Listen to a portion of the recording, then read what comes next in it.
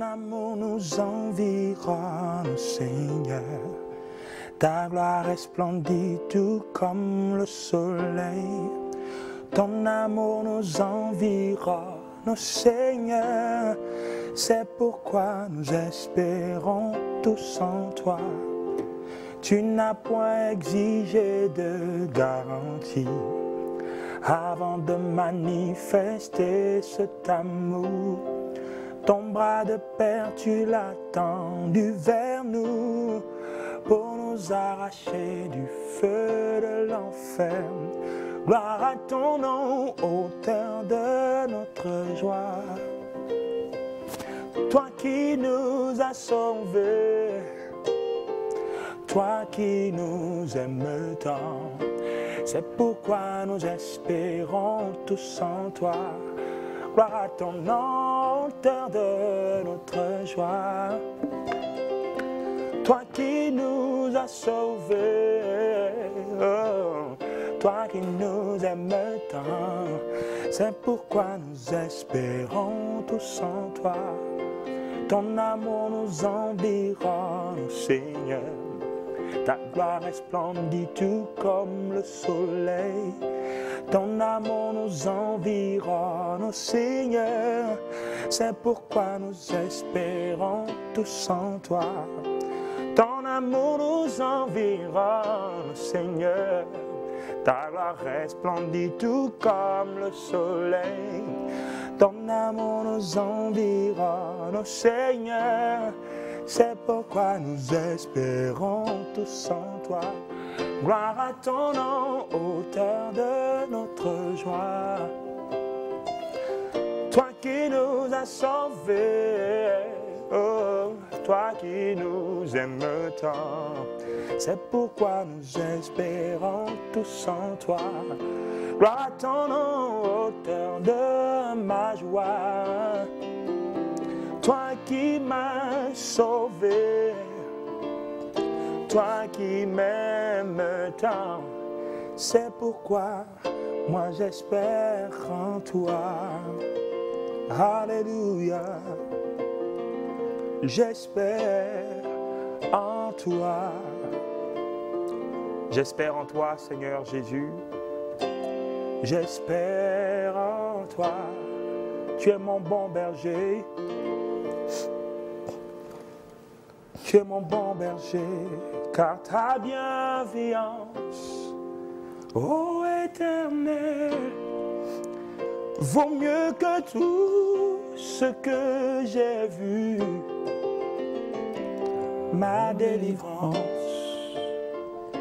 est sous ton aile, sur le rocher de ton salut. Ta bienveillance, ô Éternel, Yahweh, vaut mieux que tout ce que j'ai vu. Oh, ma délivrance est sous ton aile, sur le rocher, sur le rocher, sur le rocher de ton salut.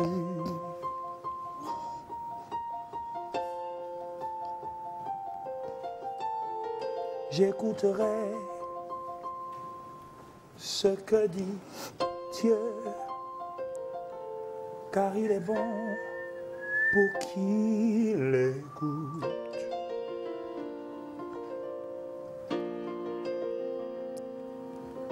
Seigneur, je tends l'oreille à ta voix ce matin. Je veux entendre ta voix. Je veux élever mon âme vers toi.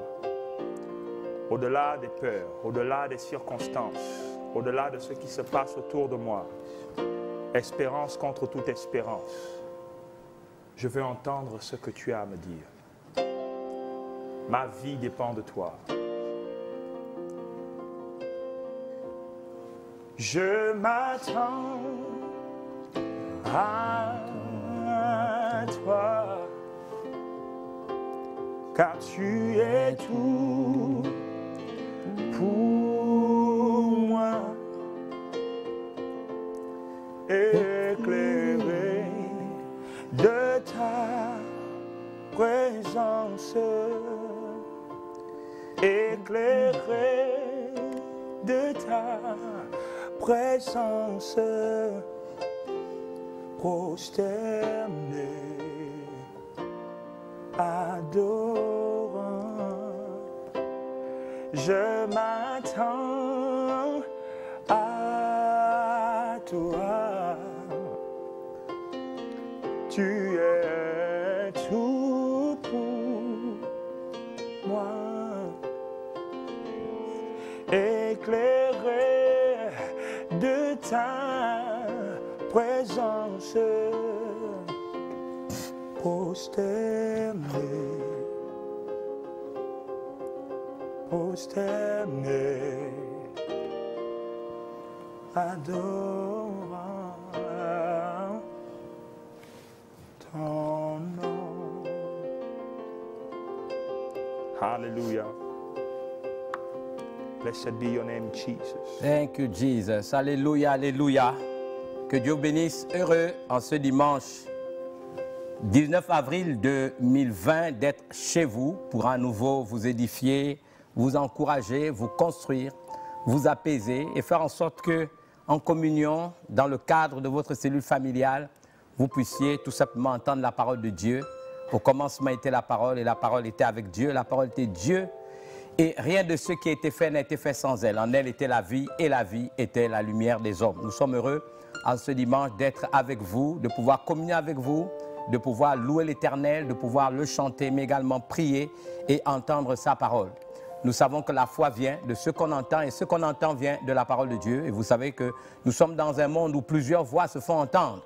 Mais si nous écoutons la parole de Dieu telle qu'elle est transcrite dans la Bible confirme que nous aurons la foi véritable qui pourra non seulement transporter des montagnes, mais nous permettre de faire des exploits et de nous en sortir même quand les temps sont fâcheux ou difficiles ou contraignants comme ceux qui sont les nôtres aujourd'hui. Comme nous le faisons d'habitude, nous allons être en unité de prière à travers cette vidéo qui nous engage à être en communion d'esprit. Vous savez, la Bible déclare si 2 ou 3 s'accordent sur cette terre à demander une chose quelconque au Seigneur, elle leur sera donnée. Nous avons choisi ce teaser pour permettre qu'à chaque fois, nous puissions avoir une pensée pour le personnel médical, le personnel soignant. Ils sont nombreux au Gabon et à travers le monde qui s'occupent de tous ceux qui souffrent de cette maladie qu'on appelle le coronavirus. Nous pensons et nous voulons avoir une pensée à toutes nos forces de défense et de sécurité. Certains ont laissé leur famille, leurs enfants, leur épouse, simplement pour sécuriser les citoyens que nous sommes. Nous pensons à toutes ces personnes qu'on appelle des volontaires, des observateurs, qui sont sur le terrain en train d'apporter, n'est-ce pas, des aliments à travers la banque alimentaire de tous ceux qui s'exposent parce qu'ils vont dans des recoins de cette ville, de ce grand Libreville. Au moment où je vous parle, ils y sont pour aller aider ces familles, ces compatriotes que nous avons rencontrés, souvent dans des situations extrêmement extrêmes. Nous voulons penser à toutes ces personnes, nous voulons penser à ceux qui sont au front, c'est-à-dire nos autorités, en tête duquel le chef de l'État, le Premier ministre, les membres du gouvernement, les présidents des institutions, toutes ces personnes qui ont une responsabilité. La Bible déclare que nous devons prier pour tous les hommes, les rois, tous ceux qui sont élevés en dignité. La Bible affirme afin que nous menions une vie paisible et tranquille. Nous voulons alors et enfin prier pour tous nos concitoyens, pour qu'ils ne se laissent pas distraire, qu'ils soient concentrés, qu'ils respectent les mesures barrières pour que la pandémie ne prenne pas une ampleur, qui pourra dépasser, n'est-ce pas, nos possibilités, nos capacités de les maîtriser. Et pour toutes ces personnes, nous voulons avec vous être en unité de prière. Nous pensons également à toutes les familles sur l'ensemble du territoire national qui nous regardent particulièrement et nous voulons particulièrement vous demander d'être en unité de prière à travers cet élément. Que Dieu vous bénisse. Règne, ô Dieu, sur le grand montagne, sur ton centre spirituel d'Afrique, Seigneur,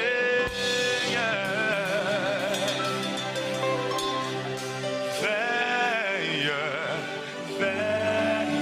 toi qui ne sommeilles ni ne dors, pour que le monde entier vienne contempler ta gloire. Au Gabon, ô Seigneur, étends ta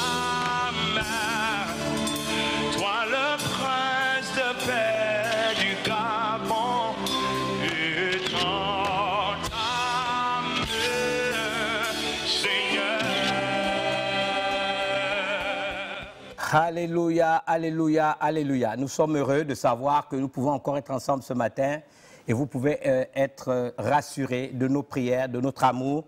Nous avons des chaînes de prières à travers la nation où plusieurs maisons, plusieurs familles, plusieurs milieux du culte nous soutiennent et soutiennent la nation.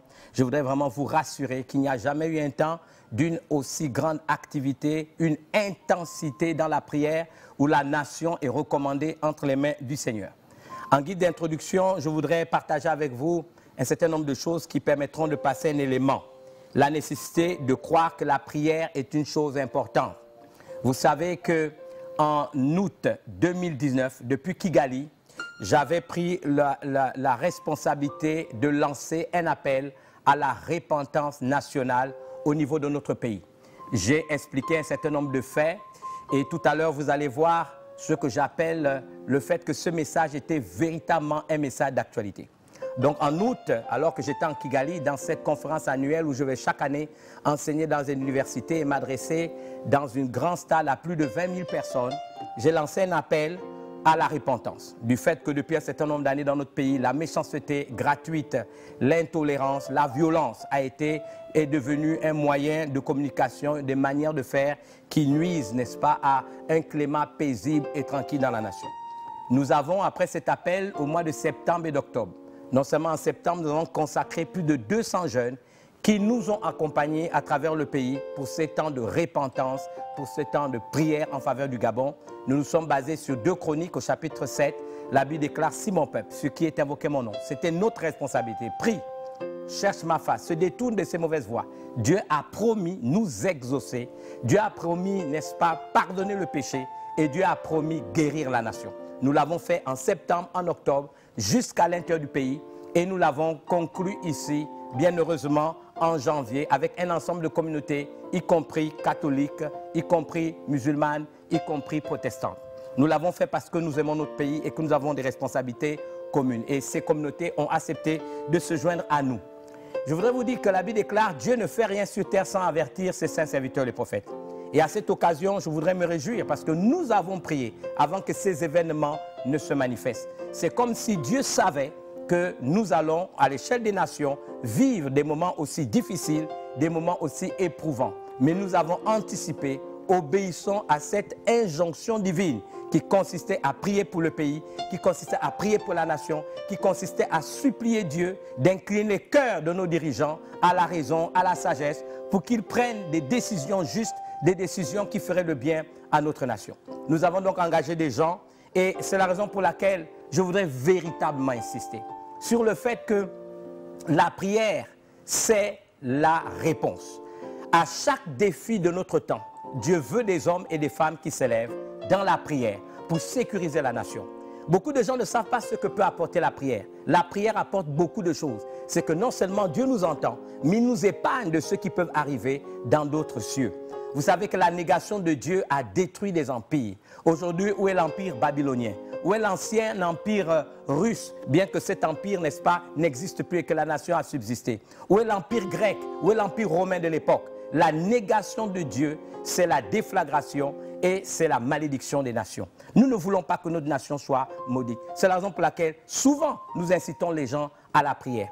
Mais la prière, permettez-moi de vous le dire, est la réponse. Mais l'action reste la solution. C'est la raison pour laquelle nous avons engagé auprès de nos gouvernants, de nos autorités, l'ensemble des communautés religieuses, à travers un certain nombre de leaders, à être des observateurs dans cette distribution qui doit se faire avec intégrité, avec moralité, avec justice à un ensemble de personnes qui sont dans le besoin. Ils sont connus, les personnes vivant avec un handicap. Ils sont connus, des retraités, des personnes du 3e âge, des personnes en détresse, des veuves et des orphelins. Et la contribution des communautés religieuses à la solidarité qui était demandée, c'était que nous soyons nous-mêmes des observateurs pour vérifier de manière effective que les dons qui ont été alloués par l'État puissent atteindre ces populations. Vous savez, toute organisation n'est-ce pas, est huilé dans le temps et dans l'espace. Je vous prie donc de considérer ces gens qui sont dans les terrains. Je connais des pasteurs, je connais des leaders, je connais des pères de famille qui depuis des semaines ont abandonné leur famille pour s'occuper de ces personnes qui sont dans le besoin. Je vous prie donc, vous particulièrement les chrétiens, les croyants, de prier pour eux. Et au-delà des mesures barrières, au-delà des masques, des gants et des gels hydroalcooliques qu'ils ont, ils sont tout de même exposés et donnent de leur temps pour leur nation. N'acceptez pas qu'on les insulte. Ce sont des ministres du culte, ce sont des serviteurs de Dieu. N'acceptez pas qu'on les compromette. Priez pour eux, qu'ils ne se laissent pas distraire et que la responsabilité que nous avons prise de veiller à ce que ces choses se passent dans l'intégrité et la moralité, nous puissions, à l'issue de ce travail, faire un rapport moral à l'ensemble de nos autorités, à l'ensemble de notre classe politique, pour que réellement nous sachions que faire dans la suite des temps. C'est la raison pour laquelle j'incite aussi ceux qui ont décidé de continuer à prier, de prier, prier dans vos maisons. Celui qui prie ne doit pas être belliqueux. Celui qui prie ne doit pas avoir de la haine. Celui qui prie ne peut pas être méchant. Celui qui prie doit s'assurer qu'il est lui-même en phase et en harmonie avec Dieu. La Bible déclare, nous savons que Dieu n'exauce pas le pécheur. Et je demande à tous ceux qui prient de prier. La prière, ce n'est pas un message où on demande aux gens de prier. La prière, c'est prier. Et si vous avez à cœur de prier, priez. Maintenant, nous avons d'autres qui sont sur le terrain parce que la prière, c'est la réponse, mais l'action, c'est la solution. Et nous avons une bonne inspiration dans le livre de Néhémie. Et c'est un texte d'actualité. Vous vous souvenez que Néhémie, c'est un prophète qui un jour se lève et sous l'ordre de Dieu va décider de construire une barrière, construire un mur pour protéger sa nation. Et c'est ce que nous faisons. Il a eu recours à la prière. Et la Bible nous dit dans Néhémie 4,17 que ceux qui bâtissaient la muraille, qu'ont-ils fait? Et ceux qui portaient ou chargeaient les fardeaux, travaillaient d'une main et tenaient une arme de l'autre. Qu'est-ce qu'ils avaient dans une main? Un outil, c'est l'action. Qu'est-ce qu'ils avaient dans l'autre main? Un outil, c'est la prière. Nous voulons les deux. Pendant que j'incite et j'encourage beaucoup d'entre vous à prier dans un cœur sincère pour notre nation, pour notre pays, pour tous ceux qui sont engagés. Je vous demande également de croire qu'il y a des gens sur le terrain qui sont dans l'action. Parce que la prière, c'est la réponse, mais l'action, c'est la solution. Je vous prie donc de regarder cet élément pour vous rappeler qu'en août 2019, effectivement, et ce message d'actualité, nous avons déjà lancé un appel à la prière et à la repentance.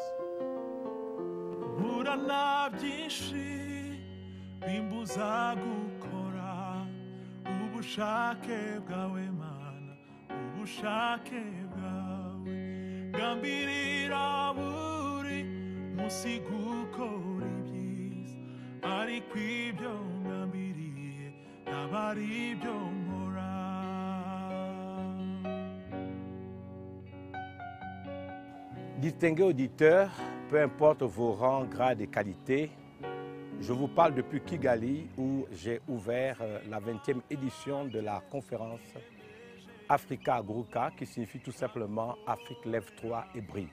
Je lance un message donc depuis Kigali où je viens pour, on va dire, la 7e fois visiter le mémorial du génocide. J'ai un message tout particulièrement que je voudrais adresser à la communauté gabonaise, qu'elle vive au Gabon ou qu'elle vive ailleurs, à nos dirigeants, à l'élite politique, à l'ensemble des communautés religieuses de notre pays, qu'elles soient chrétiennes, qu'elles soient catholiques, protestantes ou encore qu'elles soient musulmanes. Il est important de comprendre qu'il me plaît d'introduire ce message que j'ai eu à cœur de faire ici à ce mémorial par de textes de la parole de Dieu. La Bible déclare « Heureuse la nation dont l'Éternel est Dieu ». Mais la même Bible, dans le Proverbe 14, affirme de manière claire, nette et précise que la justice élève une nation, mais le péché est la honte du peuple. Nos nations peuvent s'ouvrir à la disgrâce et avec, je veux dire, toute l'émotion, n'est-ce pas, qui m'anime à chaque fois que je viens à ce mémorial. C'est la 7e fois. Une fois, je suis venu en famille, avec ma femme et mes enfants. Une deuxième fois, je suis venu avec un ensemble de collaborateurs. Une troisième fois, je suis venu avec des personnes, n'est-ce pas, qui étaient des co-orateurs avec moi au cours de cette grande conférence que nous faisons à Kigali chaque année à la même période. Et cette fois encore, avec quelques collaborateurs et des amis, j'ai pu avoir le privilège de déposer une gerbe de fleurs en mémoire de ces millions de victimes du génocide qui a eu lieu ici au Rwanda et qui a fait des dégâts énormes.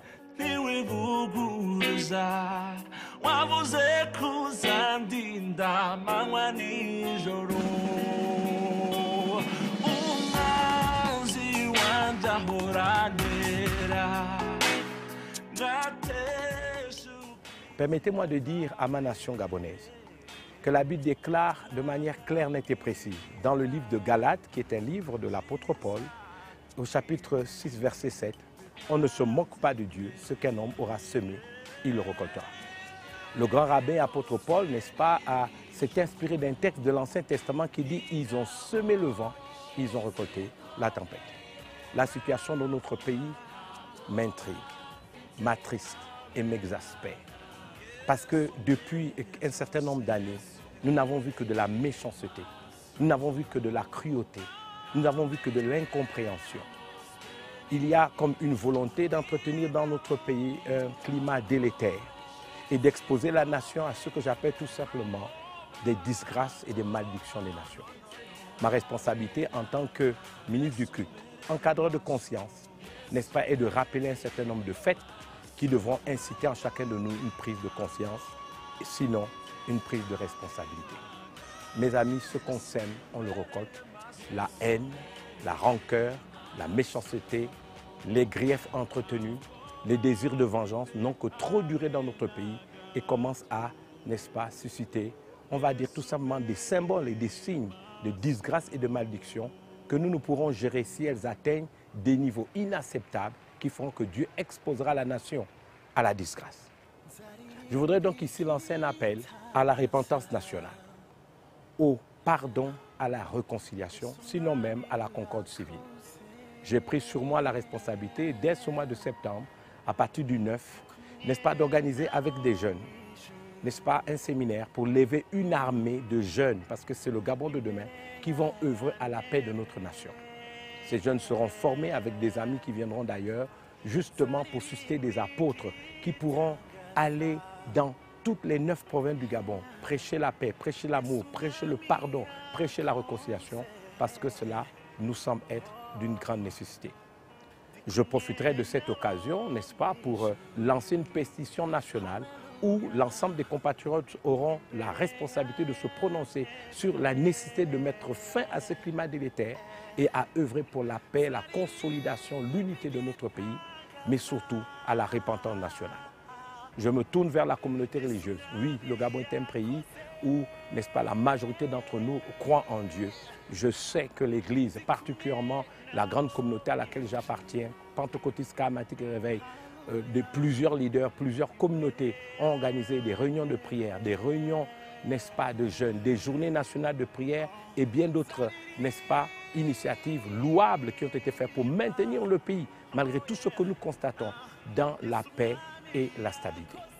Pour autant, qu'il me soit permis de dire que lorsque des nuages noirs, nous commençons à les voir poindre à l'horizon, il me semble qu'il est nécessaire, au-delà de tout ce qui a déjà été fait, de nous engager à ce que j'ai appelé une journée de repentance nationale.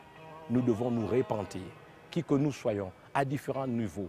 Nous devons demander pardon à Dieu pour toutes ces attitudes, tous ces comportements, toutes ces haines, toutes ces rancœurs que nous avons entretenues, de manière consciente ou inconsciente.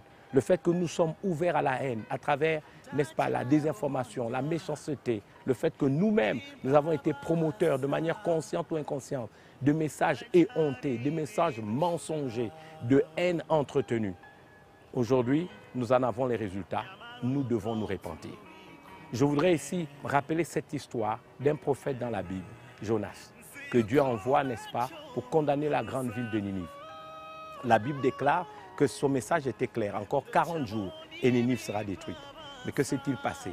La Bible nous dit que le roi en premier et l'ensemble du peuple et les princes du peuple se sont levés et se sont dit, peut-être si nous nous repentons, Dieu aura pitié de nous. Je pense qu'il faut que nous puissions nous repentir, sans pour autant regarder nos différences. Peu importe nos croyances, peu importe où nous sommes, nous retrouver un endroit, demander pardon à Dieu et demander à notre Dieu, le Dieu qui est dans la Constitution, reconnu par notre Constitution, le Dieu puissant et vrai, l'unique créateur de l'univers, de nous faire grâce et de maintenir le Gabon dans la paix, de maintenir le Gabon dans la stabilité et de faire en sorte que les disgrâces qui ont touché les nations, même qui sont autour de nous, après plus de 40 ans de vie stable, d'atmosphère paisible et tranquille, nous puissions maintenir le Gabon dans sa position de ville ou de pays refuge pour les autres nations. Je voudrais que vous en soyez conscients parce que ce que nous avons encore vu aujourd'hui est tout un enseignement. Vous savez, les génocides et les guerres, elles se préparent dans la mentalité des gens, dans la manière d'entretenir de manière régulière, dans, on va dire, l'imagerie mentale, les pensées et les émotions des gens, des haines et de la méchanceté. Je pense que nous pouvons prendre conscience de cela. C'est la raison pour laquelle je vous invite, humblement et au nom de notre Seigneur Jésus-Christ, à nous rassembler dans un temps de repentance national. Et surtout, dans une prise de décision, de changer de paradigme pour que le Gabon immortel puisse toujours rester digne d'envie. Je voudrais conclure ici en disant que je crois fortement au destin prophétique du Gabon. Depuis les années 80, nous courons après cette vision. Le Gabon est le centre spirituel de l'Afrique. Nous voulons maintenir cette, n'est-ce pas, position stratégique pour que le Gabon puisse vivre sa destinée. Pensez à nos enfants, pensez aux jeunes, pensez à la génération future. Si nous avons bien vécu notre vie, permettant à nos enfants et à ceux de la génération future de vivre leur vie, de vivre leurs rêves et de se réaliser. C'est notre responsabilité en tant qu'adultes. C'est un appel que je lance à son Excellence, Monsieur le Président de la République. Vous êtes le père de la nation et vous devez prendre conscience de cette initiative que nous prenons. À tous les présidents des institutions de la République, au Premier ministre chef du gouvernement, j'en appelle à la prise de conscience à tous les leaders politiques, quel que soit leur bord. Vous êtes des leaders. Vous êtes des leaders. Vous avez de l'influence, n'est-ce pas, sur des centaines de milliers de personnes. À tous les leaders des communautés religieuses, je ne voudrais pas exclure cette, n'est-ce pas, perspective aux autres. Certes, vous me direz, il y a des problèmes. Oui, il y a eu des problèmes. La conférence nationale dans les années 90, les accords de Paris, les accords d'Arambo et dernièrement le dialogue national d'Angodje. Permettez-moi de vous dire que nous ne pouvons pas continuer à régler des problèmes spirituels avec, n'est-ce pas, des éléments naturels. Il faut la repentance. Le pays a été souillé par des comportements ignobles. Nous avons connu que ce soit des crimes rituels, des crimes de sang, des crimes même des assassinats de tout ordre. Il se passe qu'aujourd'hui, notre jeunesse est exposée à plusieurs dérives, la drogue, l'alcool, mais également, si vous le remarquez bien, même des bestialités sont en train de s'établir dans notre pays. La dignité humaine n'est plus respectée. Le respect des aînés, le respect des vieux, il n'y a plus de repères. Notre responsabilité est d'alerter l'opinion nationale pour que nous puissions prendre, n'est-ce pas, notre responsabilité. Et cela passe par un temps de repentance nationale. Je suis convaincu que le Dieu qui déclare dans la Bible que si nous confessons nos péchés, il est fidèle et juste de nous les pardonner, saura pardonner notre nation. Je compte sur vous et que Dieu bénisse le Gabon. Je vous remercie.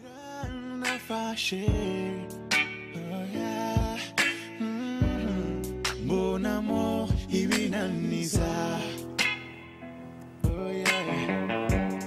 Alléluia. Nous voulons introduire ce message du jour avec ce fameux cantique. Si vous le connaissez, chantez-le avec nous. Mon Alléluia. Oh, mon Alléluia t'appartient.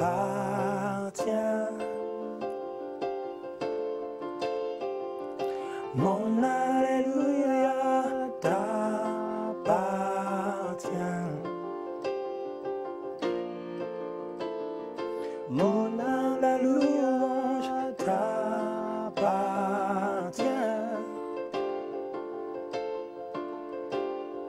Mon ta louange t'appartient.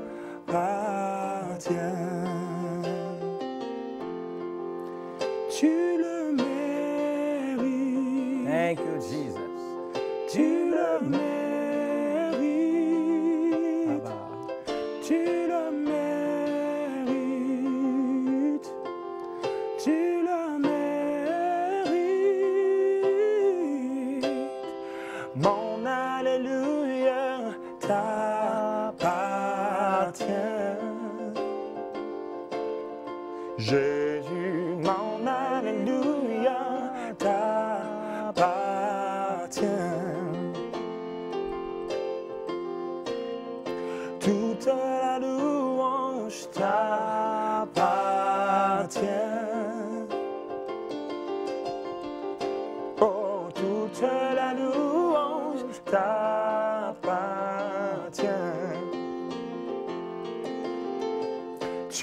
le mérites. Tu le mérites. Thank you. Tu le mérites. Tu le mérites. Thank you, Jesus. Seigneur, tu mérites notre louange, tu mérites notre adoration. Nous voulons te rendre donc l'honneur, la gloire et la louange qui t'est due. Alors que nous te recommandons nos vies, nous te recommandons notre nation à ta grâce et à ta protection. Nous voulons rappeler à ta divinité que tu es notre berger.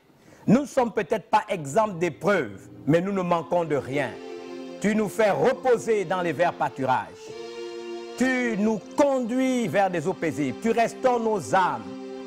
Tu nous mènes dans les sentiers de la justice et tu as engagé ton nom. Même s'il nous arrive de marcher dans la vallée de l'ombre de la mort, nous faisons le choix de ne craindre aucun mal car tu es avec nous. Ta houlette et ton bâton nous rassurent. Tu dresses une table en face de nos adversaires. Tu induis notre tête et notre coupe déborde. Nous voulons proclamer en ce jour, oui, le bonheur et la grâce nous accompagneront tous les jours de notre vie. Et nous prenons la résolution d'habiter dans ta maison, d'être dans ta présence jusqu'à la fin de nos jours. Alors que nous voulons, comme nous l'avons fait en guise d'introduction, te recommander, Seigneur, tous ceux qui œuvrent en ce moment et, Seigneur, ont accepté de s'investir pour protéger notre nation et notre population, le personnel médical, les forces de défense et de sécurité, nos autorités qui ont la prise de décision. Nous pouvons imaginer que c'est une responsabilité lourde à porter. Nous voulons penser à tous ceux qui, à travers le Grand Libreville et dans quelques semaines, dans toute l'étendue du territoire, sont des volontaires, Seigneur, qui iront pour apporter l'aide de l'État à tous ceux qui sont dans le besoin, en détresse, les personnes vivant avec un handicap, les veuves, les gens du troisième âge, les veuves, les orphelins, Seigneur, les gens en détresse. Seigneur, tu les connais mieux que nous. Inspire-leur, Seigneur, guide-les toi-même pour que nous puissions atteindre le maximum de personnes. Nous savons que tu n'es pas un homme pour mentir. Tu as multiplié toi-même des pains et tu l'as donné à ceux qui étaient affamés. Nous voulons à ta suite faire poser les mêmes actes, mais inspire-nous, Seigneur, ce qui est nécessaire pour que nous puissions atteindre le plus grand nombre. Donne-nous la sagesse, donne-nous l'intelligence, alors que nous bénissons tous ceux qui sont impliqués à différents degrés. Seigneur, il y a également des mesures économiques. Seigneur, je te supplie, inspire ceux qui ont la responsabilité de le gérer pour que nos populations puissent trouver des solutions à leurs problèmes quotidiens, qu'aucun ne soit oublié. Seigneur, merci pour nos autorités. Nous prions pour le président de la République, nous prions pour le Premier ministre, nous prions pour les présidents des institutions.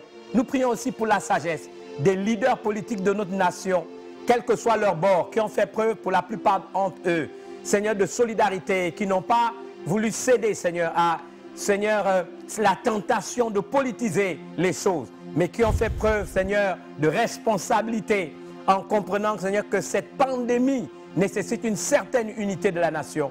Nous voulons te demander qu'il en soit ainsi, alors que nous te demandons aussi de faire en sorte, encore une fois, tu l'as toujours fait, que ta main soit étendue sur notre nation. Telle est notre prière en ton nom, Jésus, et ensemble nous disons Amen.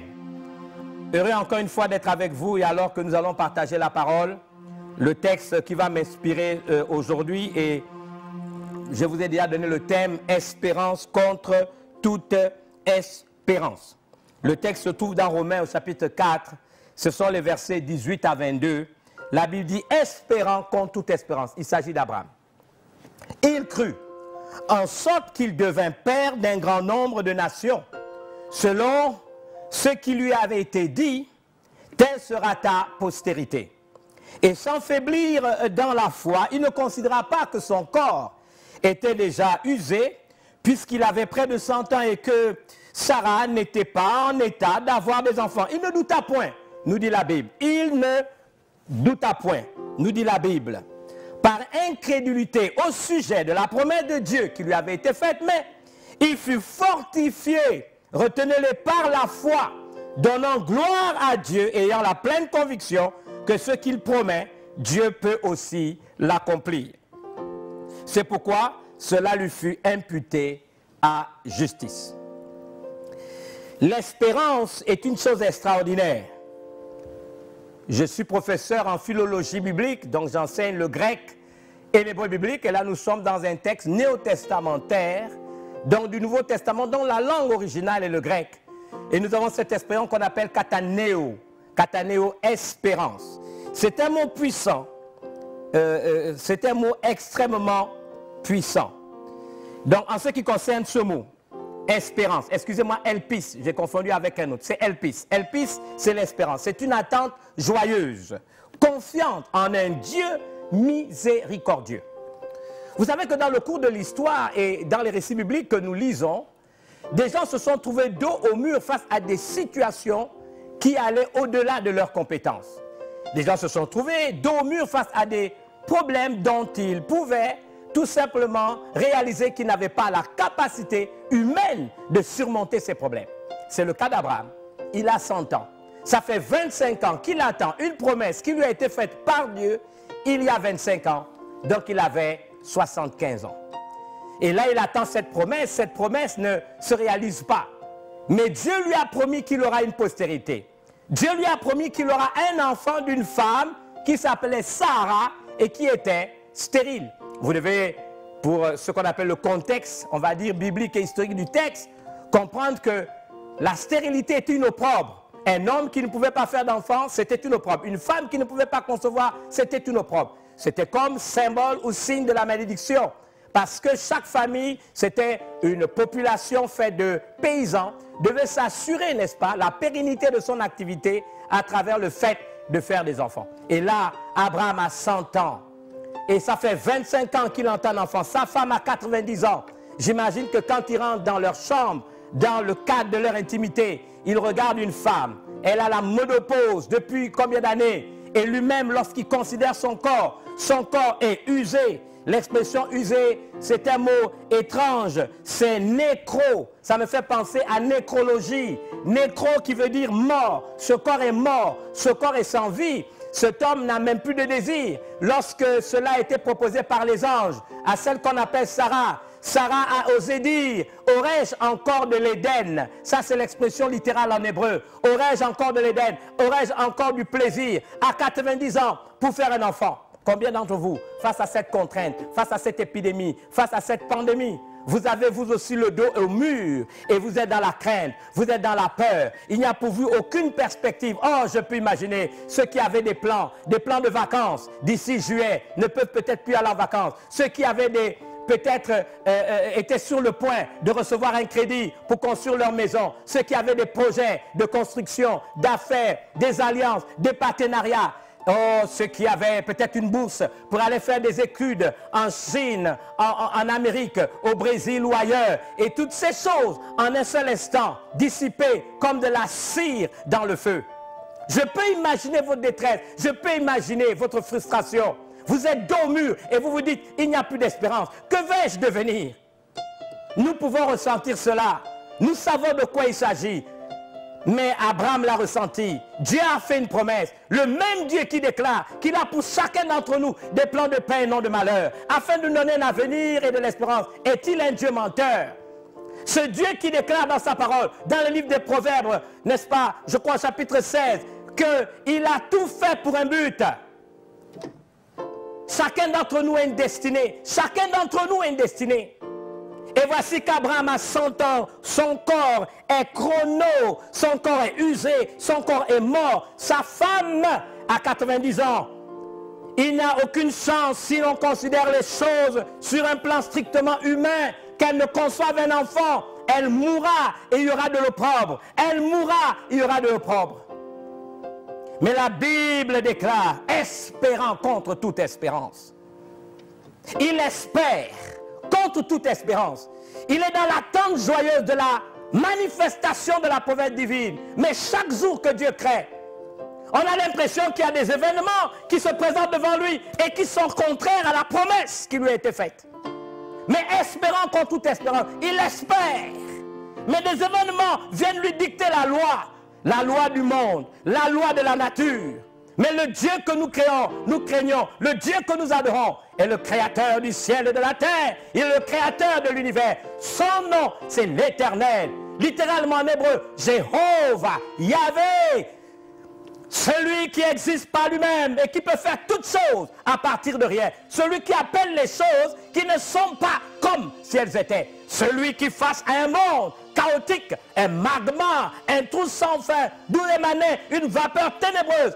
Son esprit tournoyait au-dessus des eaux, comme pour dire qu'il était au contrôle. Permettez-moi de vous dire que Dieu est encore au contrôle. Il y a une espérance à s'attacher à lui. Oh oui, je ne sais pas quelles sont les voix que vous entendez. C'est la raison pour laquelle j'ai osé commencer en vous rappelant ce texte de Romains 10, 17.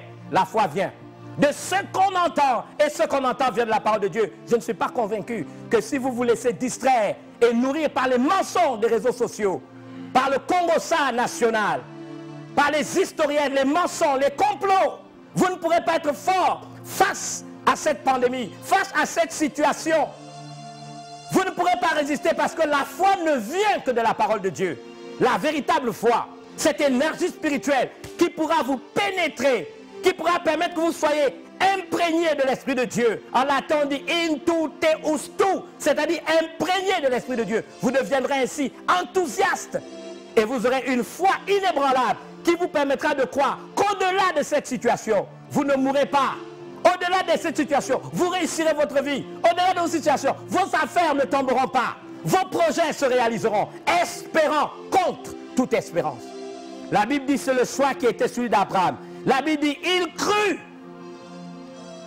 Le problème c'est de croire. Même quand tout ce qui se passe autour de nous semble, n'est-ce pas, nous ébranler. Il a cru. Au-delà de toutes les voix qu'il avait entendues. Il s'est dit je vais, n'est-ce pas, me maîtriser et je vais me concentrer sur ce que Dieu a dit. Ce qui m'amène à vous lire une référence du même texte, mais dans une version extraordinaire qu'on appelle parole de vie. À parole de vie, on dit là où toute espérance paraissait insensée. Il a espéré, Abraham a espéré et s'est cramponné avec foi à la promesse qui lui avait été faite par Dieu. Êtes-vous capable de vous cramponner au-delà de tout ce que vous voyez? Vous savez que les circonstances parlent aussi. Les circonstances ont une voix. Les circonstances aussi s'adressent à nous. Les circonstances ont une voix, les circonstances s'adressent également à nous. Elles ont des choses à nous dire pour nous détourner de la promesse divine. La Bible dit, là où toute espérance paraissait insensée, il a espéré, il s'est cramponné avec foi à cette promesse. La Bible déclare, nombreux sera ta postérité ou ta descendance. C'était ça la promesse. Ainsi, il est devenu père d'une multitude de peuples. Naturellement, il savait qu'étant presque centenaire, son corps n'avait plus le pouvoir de procréer. Il savait aussi que Sarah n'était plus en état d'avoir des enfants. Mais toutes ces considérations ne l'ont pas fait vaciller dans sa foi. Il a refusé de vaciller. Il s'est cramponné. Il s'est dit, Dieu a dit, il le fera. Dieu n'a pas besoin d'une secours d'une main pour accomplir ce qu'il a promis. Il s'est dit, il le fera. Il a dit, mais toutes ces considérations ne l'ont pas fait vaciller dans sa foi. S'appuyant sur la promesse divine, il ne succomba pas au doute. Qu'est-ce qui apporte le doute? C'est toutes ces historiettes, c'est toutes ces distractions. C'est ce que la Bible nous dit. Puisant sa force dans la foi, il fit honneur à Dieu. Puisant sa force dans la foi, il fit honneur à Dieu. Dieu est honoré lorsque on puise notre force dans la foi. La Bible déclare, étant pleinement persuadé que Dieu est capable de tenir parole et d'accomplir ce qu'il a promis. Il est capable de tenir parole et d'accomplir ce qu'il a promis. Parce que Dieu n'est pas un homme pour mentir, ni le fils de l'homme pour se repentir, mais ce qu'il dit, il le fait exactement comme il le dit. C'est précisément cette attitude qui lui attira la bienveillance divine. Cette foi lui fut créditée comme acte de justice et lui valut d'être déclaré juste. Extraordinaire texte, n'est-ce pas? Se cramponner sur la foi, se cramponner sur les promesses divines. C'est important. Se cramponner sur ce que Dieu dit. C'est ce qu'il a fait. Je vous ai parlé de cette notion d'espérance. Notion importante. Notion extraordinaire. C'est cette attente joyeuse, confiante en un Dieu miséricordieux. Je voudrais vous dire ceci. Pour beaucoup d'entre nous, nous n'aurons plus jamais l'occasion, après ces moments difficiles de pandémie, d'être confinés. Est-ce pas le moment peut-être de revoir notre vie, revoir nos objectifs, nous assurer que notre vie est en alignement avec les desseins éternels pour chacun d'entre nous? Avant nous, il y a eu des confinements, je vais en donner quelques-uns. Du temps de Noé, confiné dans l'arche pendant 190 jours, c'est-à-dire 6 mois et 10 jours. Dans Genèse chapitre 7, verset 4 et verset 12, je vous défie de regarder 40 jours de confinement dans l'arche. Dans Genèse chapitre 8, verset 3, 150 jours de confinement, ça fait 190 jours qui correspondent à 6 mois et 10 jours. Dans Exode chapitre 12, la dernière nuit, ils ont été confinés. On leur a demandé de tuer un agneau qui préfigurait le Seigneur Jésus-Christ, de mettre sur les linteaux des portes le sang de l'agneau et de s'attendre à ce que lorsque l'ange de la mort allait parcourir, n'est-ce pas, l'Égypte, les enfants d'Israël ne soient pas affectés, soient épargnés. Que s'est-il passé? Ils ont été confinés. Nous avons dans un texte néo-testamentaire, le Nouveau Testament, ce confinement de 10 jours. Dans Actes chapitre 1, versets 12 à 14, alors que les disciples ont vu Jésus monter vers le ciel, il leur a donné l'ordre de retourner à Jérusalem et de ne pas y bouger jusqu'à ce que quelque chose leur arrive. Et la Bible nous dit qu'ils sont retournés dans cette chambre haute. Vous savez que Jésus était resté ressuscité avec eux pendant 40 jours et ils sont restés 10 jours enfermés dans cette chambre. Vous lirez qu'à l'intérieur, Marie, mère de Jésus, les frères de Jésus, Pierre, Jean, André, tous les autres apôtres et 120 disciples sont restés dans la chambre haute à prier. Je retiens que chaque confinement auquel nous sommes associés ou contraints a une finalité. Permettez-moi de le répéter, chaque confinement auquel soit nous sommes associés ou contraints, bibliquement parlant, a une finalité. Quelle sera la nôtre? Je remarque par exemple que Jésus, revêtu de la puissance de l'Esprit, retourna en Galilée et sa renommée se répandit dans tous les pays d'alentour, mais on dit revêtu de la puissance. Il n'y a jamais eu un temps de retraite où lorsqu'on en sort, on sort faible. On doit s'en sortir plus fort. C'est ce qui m'amène à revenir sur ce texte de 2 Pierre chapitre 1 verset 10 à 13. La Bible dit, c'est pourquoi frères, appliquez-vous d'autant plus à affermir votre vocation et votre élection, car en faisant cela, vous ne brancherez jamais, c'est ainsi en effet, que l'entrée du royaume de Dieu, du royaume éternel de notre Seigneur, la Bible déclare, vous sera accordée. C'est le texte qui le dit. C'est de cette manière que nous pourrons être bénis. La Bible déclare ensuite, c'est ainsi en effet que l'entrée du royaume de l'Éternel, notre Seigneur et Sauveur Jésus-Christ, vous sera accordée. Voilà pourquoi je prendrai soin de vous rappeler ces choses, bien que vous les sachiez et que vous soyez affermis dans la vérité présente. Et je regarde comme un devoir aussi longtemps que je suis dans cette tente de vous tenir en éveil par des avertissements. Permettez-moi de vous dire 3 choses et je conclurai avec. Nous sommes dans des temps de confinement et je disais tantôt qu'aucun cas de confinement dans la lecture biblique de l'Ancien Testament au Nouveau Testament, nous n'avons ni été associés ni contraints sans qu'il y ait une finalité. Le terme appliqué dans le terme biblique, c'est psoudazosé. Ce terme, n'est-ce pas, qui veut dire aussi hâter de faire, s'efforcer, prendre soin, s'appliquer, faire les choses avec diligence, révèle donc le caractère urgent de comprendre qu'il y a des choses pendant ce temps de confinement qu'un chrétien normalement constitué doit faire. Et même si vous ne l'êtes pas, parce que le hasard n'existe pas, et souvent le hasard c'est le pseudonyme de Dieu quand il veut garder l'anonymat. Dans ce temps de confinement, il y a des choses à faire dont le caractère urgent, la nécessité vitale de mettre les instructions de Dieu en pratique. J'ai aimé cette instruction parce que on retrouve cette même expression grecque de psoudazos. Je vous en ai parlé dans ce merveilleux texte que j'affectionne dans 2 Timothée 2,15. Étudie et efforce-toi de te présenter devant Dieu comme un ouvrier ou une ouvrière qui n'a pas à être affecté par les circonstances de la vie, mais qui utilise convenablement la parole de Dieu.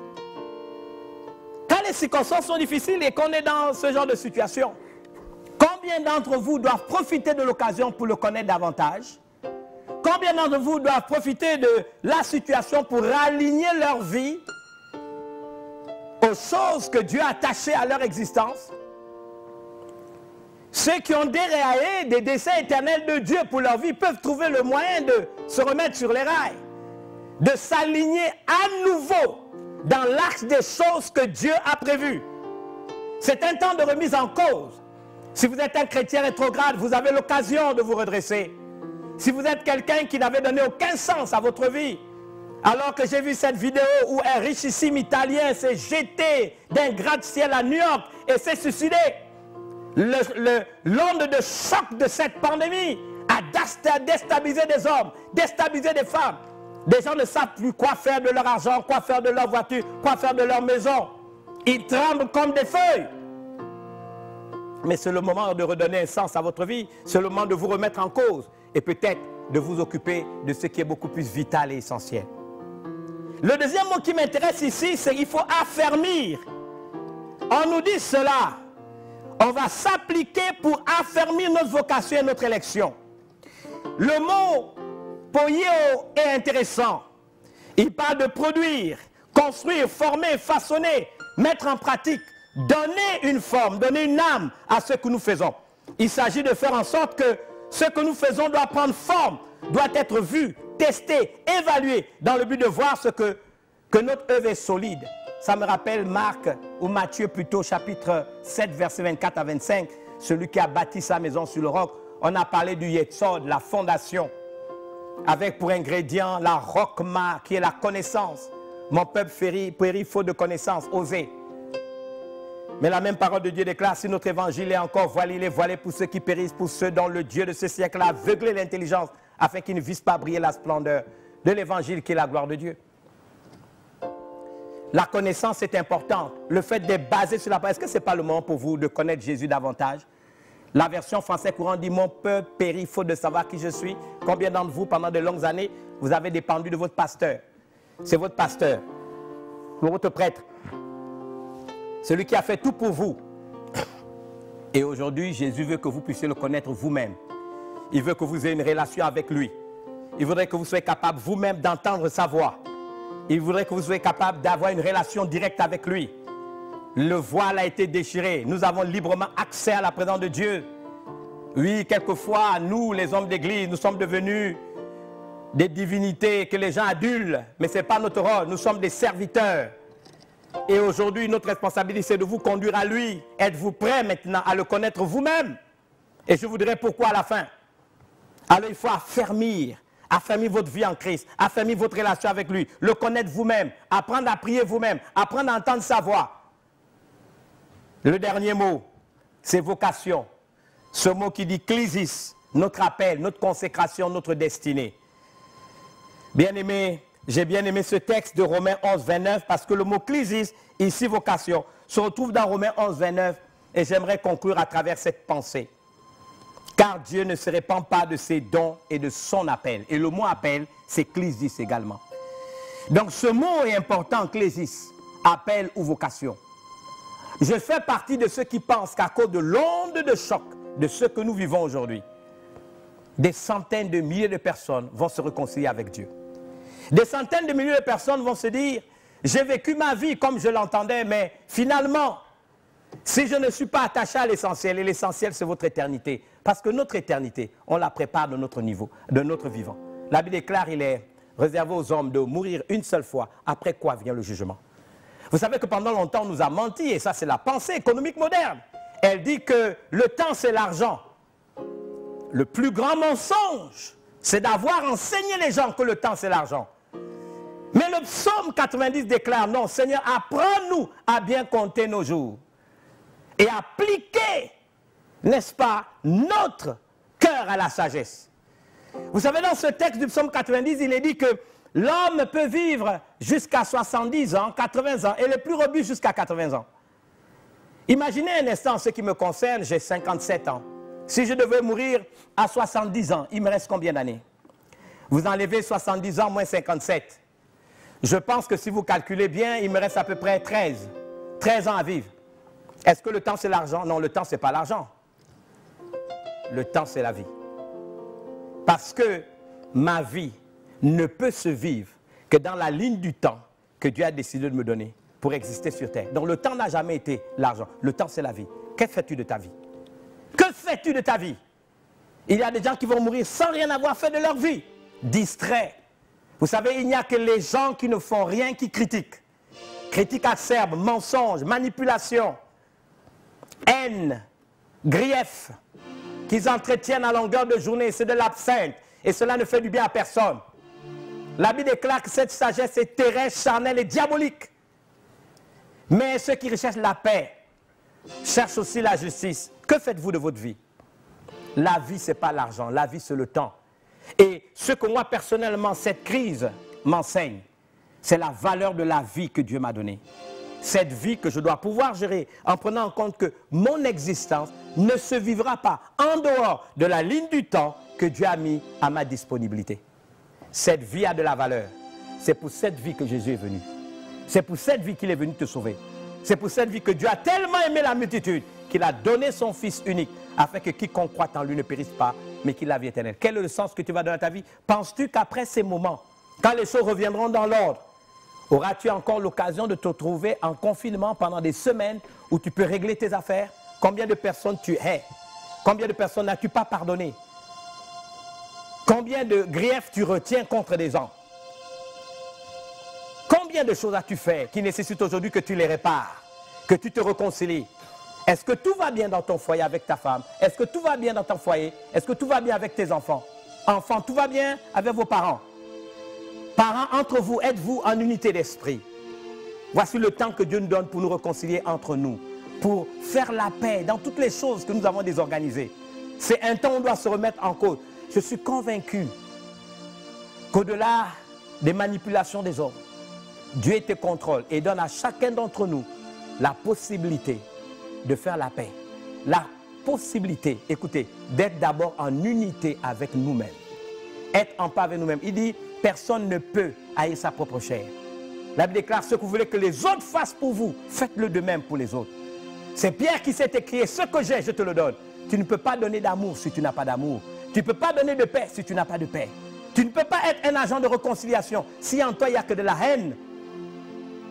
Nous sommes le fruit des pensées et des émotions que nous entretenons. Permettez-moi de vous dire, ces temps de confinement sont des temps de bénédiction. C'est le temps de nous remettre en alignement avec notre Dieu.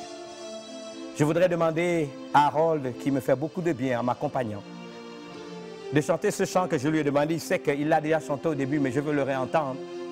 Je veux le chanter moi-même parce que j'ai trouvé en ces paroles quelque chose de puissant. Et je veux que nous le chantions avec vous. Et je vais prier pour conclure. Ton amour nous environne, ô Seigneur. Chantons-le, Harold. Ton amour Nous environne, ô Seigneur. ta gloire est Splendide tout comme le soleil. Ton amour nous environne, ô Seigneur. C'est pourquoi nous espérons tous en toi, oh oui, gloire à ton nom, au cœur de notre joie. Toi qui nous as sauvés, Oh, toi qui nous aimes tant, c'est pourquoi nous espérons tous en toi, gloire à ton nom, au cœur de notre joie. oh, Toi qui nous as sauvés, toi qui nous aimes tant, oh, c'est pourquoi nous espérons. Tu n'as pas exigé, tu n'as pas exigé de garantie avant de manifester cet amour. Ton bras de père, tu l'as étendu vers moi pour me délivrer du feu de l'enfer. Tu n'as point exigé de garantie avant de manifester ton amour. Ton roi de paix, tu l'as tendu vers nous pour nous délivrer du feu de l'enfer. Gloire à ton nom, au cœur de notre joie. Gloire à ton nom, toi qui nous as sauvés. Oh oui, toi qui nous aimes tant. C'est pourquoi nous espérons tous en toi. Je vais prier. Seigneur, nous te bénissons. C'est une extraordinaire opportunité de pouvoir aller chez chaque foyer, chaque famille, avec ton nom. Et tu dis toi-même, si 2 ou 3 sont réunis en mon nom, je suis au milieu d'eux. Je suis pleinement convaincu qu'en ayant partagé ta parole, tu as été au milieu de chacune de ces familles. Je voudrais bénir ces maisons, ces familles, en ton nom Jésus. Pendant que je prie, j'aimerais que toi qui t'es dit, ce message m'a profondément touché, j'ai besoin de me réconcilier avec Dieu en moins d'1 minute. Tu peux le faire avec moi en répétant simplement cette prière. Dis avec moi, Seigneur Jésus, je me réconcilie avec toi. J'ai compris que l'argent, le temps, ce n'est pas l'argent. Mais en fait, le temps, c'est la vie. Et je voudrais profiter de cette situation pour donner un sens à ma vie et à mon existence. C'est la raison pour laquelle, humblement, je te reçois maintenant comme mon Seigneur et mon Sauveur personnel. Merci pour ta fidélité, alors que je me recommande à ta grâce et à ta protection. Merci Seigneur, parce que ce que tu commences, tu le paracheveras, tu rentres en moi, et je suis convaincu que la conviction de ta présence en moi va bouleverser ma vie. Je te rends l'honneur, la gloire et la louange qui t'est due. Telle est ma prière en ton nom Jésus. Amen. Je suis heureux d'avoir été avec vous. Vous avez prié avec nous, vous dites, j'ai besoin de vous rencontrer, révérend, j'ai besoin de prier avec vous. Eh bien, je n'ai pas eu le temps de le transcrire peut-être, mais vous pouvez appeler notre secrétariat au 070 70 57 37. Vous trouverez quelqu'un derrière le phone. Je répète, 066 70 57 37. Et nous pourrons envoyer des pasteurs vers vous, prier avec vous, parler avec vous et vous entretenir par rapport au message de ce jour.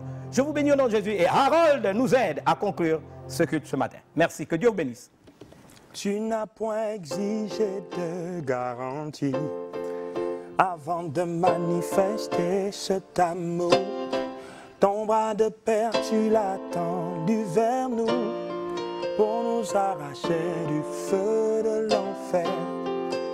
Ô auteur de notre joie, toi qui nous as sauvés, toi qui nous aimes tant.